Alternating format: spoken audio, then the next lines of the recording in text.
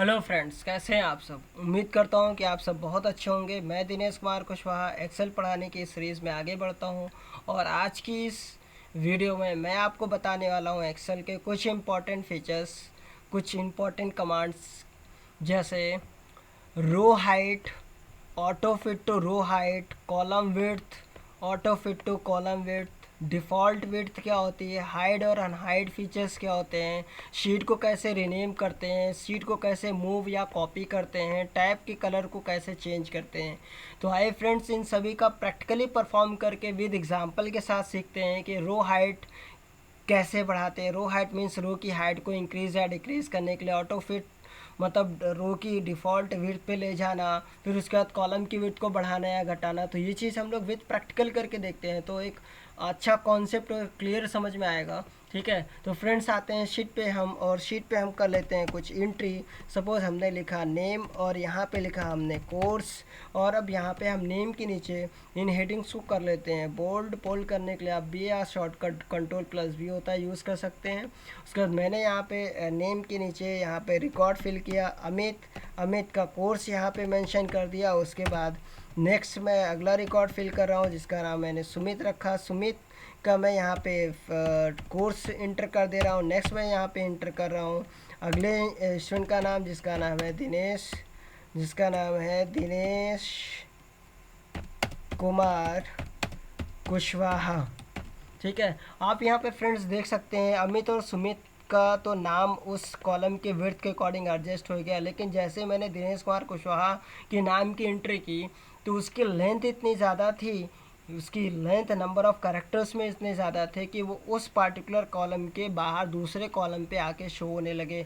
तो हम ये चाहते हैं कि उस पार्टिकुलर कॉलम की, जिस कॉलम में मैंने इस दिनेश कुमार कुशवाहा डेटा की एंट्री की है, मैं चाहता हूँ कि वो उस कॉलम की विड्थ भी उतनी एडजस्ट हो जाए। तो इसको करने के लिए हम चलते हैं होम टैब के सेल्स नाम के ग्रुप के फॉर्मेट नाम के ऑप्शंस पे। सेल्स ग्रुप के फॉर्मेट नाम के ऑप्शन के ड्रॉप डाउन एरो पे क्लिक करते हैं और यहाँ पे हमें सबसे पहले ऑप्शन, यहाँ पे जो ऑप्शंस मिलेगा हमें वो है auto fit to column width. Auto fit to column width का काम ये है कि जिस पार्टिकुलर सेल पे मैंने कर्सर रखा है, मैंने यहाँ रखा है, तो इस सेल पे जितनी लेंथ है, जितने नंबर ऑफ कैरेक्टर की विड्थ लेंथ है, वो अब क्या करेगा, auto fit to column width पे जैसे ही क्लिक करेंगे उस पार्टिकुलर कॉलम की, इस इंटायर कॉलम की विड्थ उतने ही कैरेक्टर के लेंथ के बराबर हो जाएगी। तो क्लिक करके देखते हैं फ्रेंड, इस पे जैसे ही क्लिक करते हैं देखिए इस पार्टिकुलर कॉलम की विड्थ उतनी ही हो गई जितने की इस नाम की, दिनेश कुमार कुशवाहा नाम की लेंथ थी। ठीक है, ये फ्रेंड एक रास्ता तो यहाँ था, यहाँ से आप auto fit to column width कर सकते हो, कंटेंट के अकॉर्डिंग विड्थ एडजस्ट कर सकते हो। दूसरा रास्ता ये है, हम इस ऑप्शंस को बैक कर लेते हैं कंट्रोल Z से, और सपोज़ ऐसा हमारा कुछ लुक था तो इसको सही करने का दूसरा रास्ता ये है कि कॉलम, जिस कॉलम के विड्थ को इंक्रीज़ करना है उस कॉलम के राइट साइड के बाउंड्री पे आप कर्सर रखिएगा। उसके बाद जैसे रखोगे आप, ये 4 एरोज़ में आपका कर्सर कन्वर्ट हो जाएगा। देखिए ये कर्सर मैं मूव करा रहा हूँ, तो जैसे ये 4 एरो में कन्वर्ट हो आप इस पर इसे डबल क्लिक कर दीजिए। वो कंटेंट उस कॉलम में जो सबसे बड़ी कंटेंट होगी लेंथ में, उसके अकॉर्डिंग पार्टिकुलर कॉलम की विड्थ एडजस्ट कर देगा। ठीक है फ्रेंड्स, उसके बाद नेक्स्ट ऑप्शन आता है रो की हाइट। अगर हम चाहते हैं कि इस अमित नाम के रो की हाइट थोड़ा इंक्रीज़ या डिक्रीज़ हो जाए तो फॉर्मेट में आते हैं, उसके बाद इन रो हाइट पे क्लिक किया। रो हाइट पे क्लिक करने के बाद यहाँ 15 पिक्सल्स में दिया हुआ है, मैं चाहता हूँ ये 19 हो जाए। उसके बाद ओके कर दिया। आप देख सकते हैं फ्रेंड्स थोड़ी सी इसकी रो की हाइट इंक्रीज़ हो गई।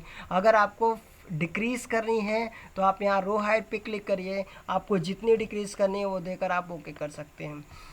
उसके बाद नेक्स्ट ऑप्शन है फ्रेंड्स यहाँ पे auto fit to row height. Auto fit to row height का मतलब ये है कि अगर आपने रो की हाइट को इंक्रीज़ या डिक्रीज़ किया है, उसके बाद अगर आप ये चाहते हो कि रो अपने डिफ़ॉल्ट, जो बाय डिफ़ॉल्ट इसकी हाइट होती है उस हाइट पे एडजस्ट हो जाए, तो उसके लिए हम ऑप्शन यूज़ करते हैं auto fit to row height.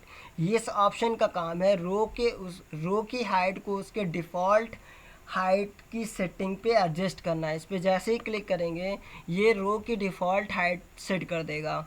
ठीक है। और फ्रेंड्स अगर ये ऑप्शन तभी वर्क में आएगा जब आपने रो की हाइट को इंक्रीज या डिक्रीज़ किया होगा। नेक्स्ट ऑप्शन है कॉलम की विड्थ। अगर आप कॉलम की विड्थ बढ़ाना चाहते हैं तो आप बढ़ा सकते हैं। उसके लिए आप फॉर्मेट पे जिस भी कॉलम का इंक्रीज़ करना है उस पर कर्सर रखिए। उसके बाद आप फॉर्मेट में जाइए, उसके बाद कॉलम विड्थ पे क्लिक करिए। उसके बाद जितने भी आपको कॉलम देने हैं वो मेंशन करके आप ओके कर सकते हैं।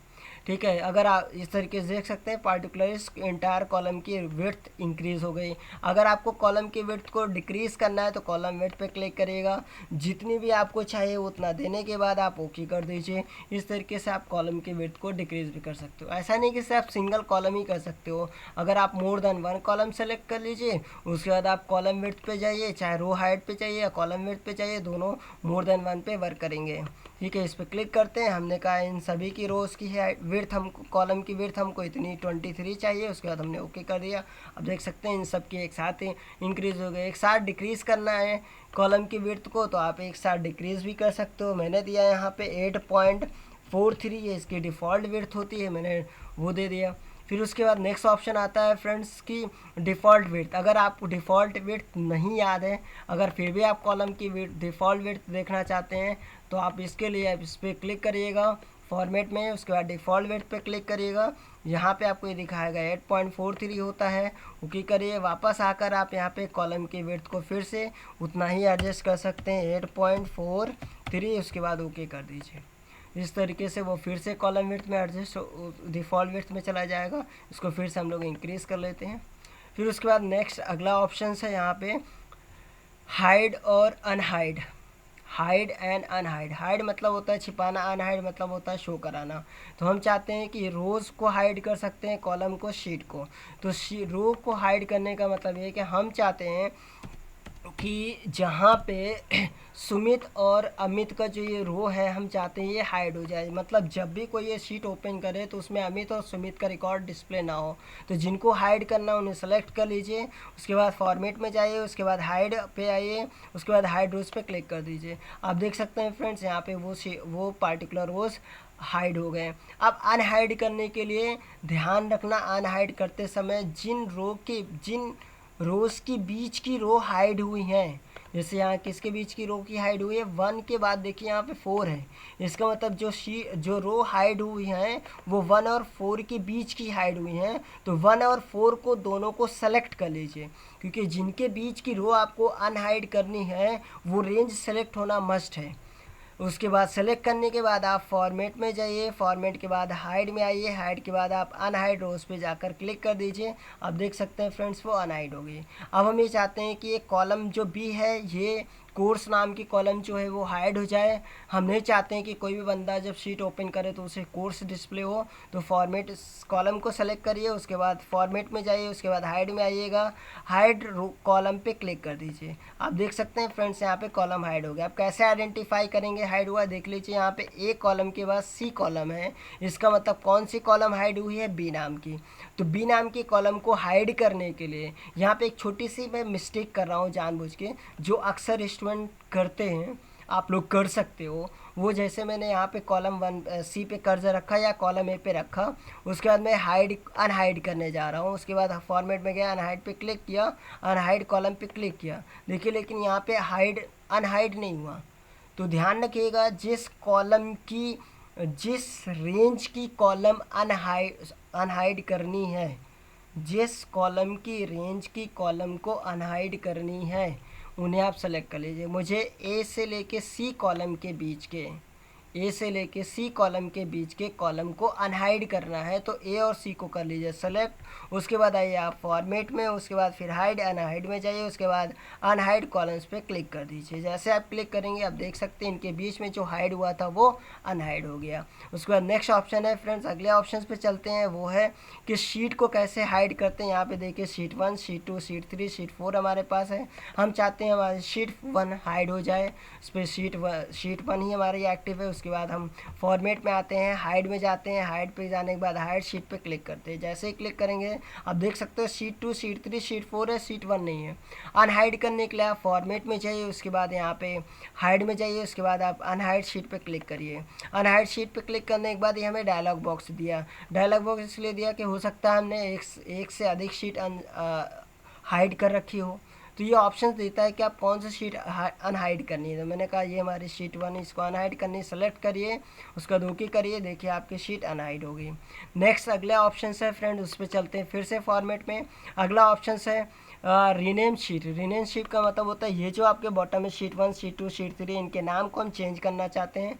तो आप इस पे शीट, इसके लिए आप जिस सीट का नाम चेंज करना है उस शीट पे कर्सर रखिए, उसके बाद फॉर्मेट में जाइए, उसके ड्रॉप डाउन एरो पे क्लिक करिए, उसका रीनेम शीट पे क्लिक करिए।